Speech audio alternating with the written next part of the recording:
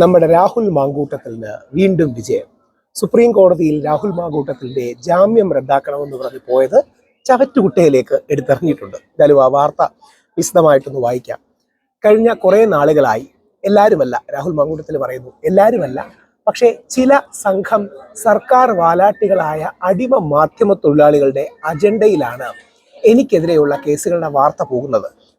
ഉപയോഗിക്കുന്ന വാക്കുകളെല്ലാം സ്ട്രോങ് ആണ്, ഞാൻ ആ വാക്കുകൾ ഉപയോഗിക്കുന്നില്ല. പക്ഷേ രാഹുൽ പറഞ്ഞതുപോലെ ചില ആൾക്കാർ സംഘടിതമായി, ചില മാധ്യമപ്രവർത്തകർ രാഹുൽ മാങ്കൂട്ടത്തിലിനെ കരിവാരത്തേക്കാൻ ശ്രമിച്ചുകൊണ്ടിരിക്കുന്നു എന്നുള്ള സത്യമാണ്. ഇന്നും അത്തരം വാർത്ത തന്നെയാണ് ഞാൻ പ്രതീക്ഷിച്ചത്. ആ പ്രതീക്ഷിച്ചവർ തെറ്റിച്ചുമില്ല. എനിക്കെതിരെ ആദ്യ പരാതിക്കാരി ഹൈക്കോടതി നൽകിയ മുൻകൂർ ജാമ്യം റദ്ദ് ചെയ്യണമെന്ന് പറഞ്ഞ് സുപ്രീം കോടതിയിൽ പോയിരുന്നു. ആ പോയതിന് പൊടിപ്പും തൊങ്ങലും വെച്ച് നല്ല പ്രാധാന്യം ഈ അടിമ സംഘം കൊടുത്തിരുന്നു.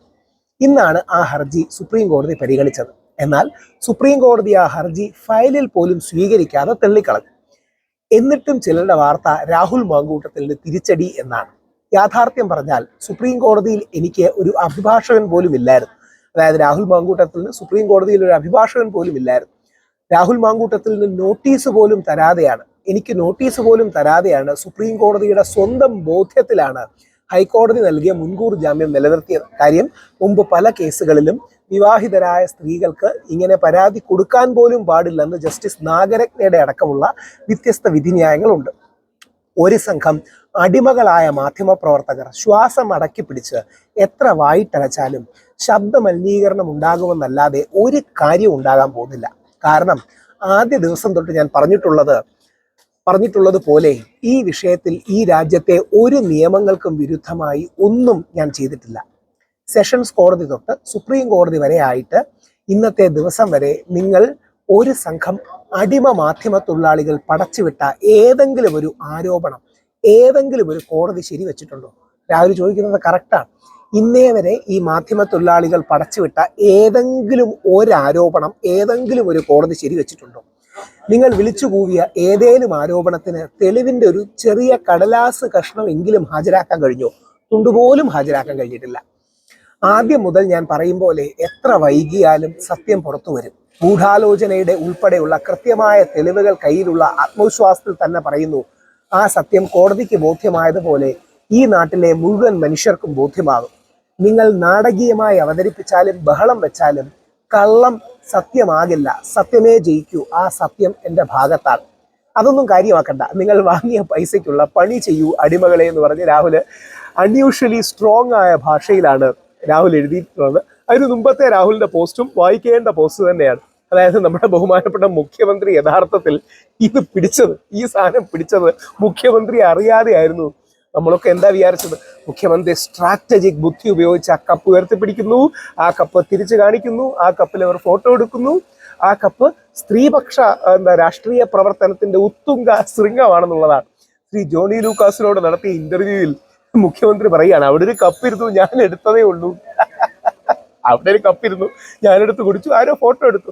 അപ്പൊ ഫോട്ടോ എടുക്കുമ്പോൾ ഞാൻ വിചാരിക്കുകയാണ്, എന്തിനാണ് ഞാൻ ഇങ്ങനെ ഫോട്ടോ എടുക്കുന്നത് എന്ന് ഞാൻ വിചാരിക്കുകയാണ്. പറയുന്നത് ആര്?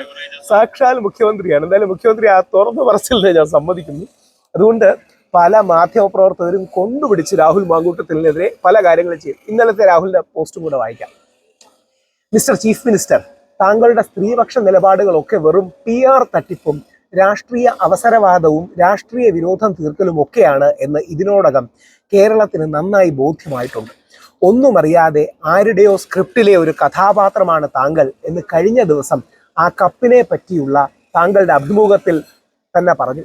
ശ്രീ വിജയൻ, താങ്കളുടെ സർക്കാർ മുൻ CPM MLA കുഞ്ഞഹമ്മദിന്റെ പരാതി ബുക്ക് ചെയ്ത് ആ പരാതിക്കാരെ തന്നെ വിളിച്ചു പറഞ്ഞിട്ടുണ്ട്. ശരി, പിന്നെ എന്താ, കുറെ വളരെ ഡീറ്റെയിൽ ആയിട്ട് എഴുതിയിട്ടുണ്ട്.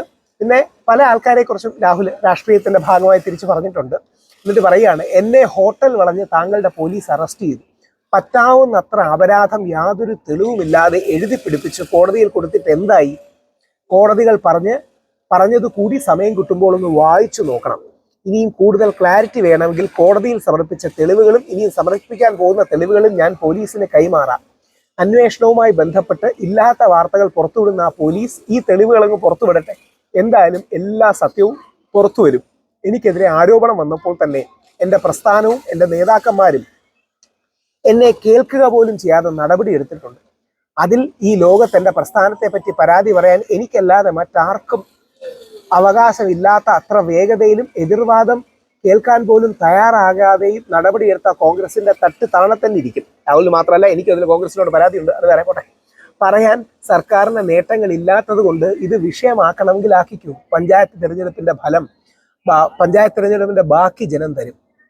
ഇപ്പം ശ്രീ വിജയ ചുമ്മാ വിരട്ടാൻ നോക്കണ്ട.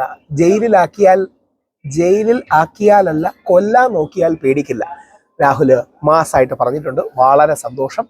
ആ രീതിയിൽ അതിശക്തമായി രാഹുൽ വരട്ടെ. ഇന്നും കൂടെ ചെന്ന് ഒരു സ്ഥലത്ത് നമ്മുടെ ചെങ്ങന്നൂർ ഒരു പള്ളിപ്പരിപാടിക്ക് ഒരുക്കാൻ അവിടുത്തെ ഒരുപാട് ക്രിസ്തീയ അമ്മമാരൊക്കെ വന്ന് രാഹുൽ മാങ്കൂട്ടത്തിൽ നിൽക്കണം, അവനെ കൊണ്ടുവരണമെന്ന് പറഞ്ഞു. കാര്യം ഈ നാട്ടിലെ ജനങ്ങൾ രാഹുലിനോടൊപ്പമാണ്. എന്തുകൊണ്ടാണ്? ഒന്ന്, രാഹുലിനെ ഇഷ്ടമാണ്. രണ്ട്, രാഹുൽ അനീതി നേരിട്ടു എന്നുള്ളത് കൊണ്ടാണ്.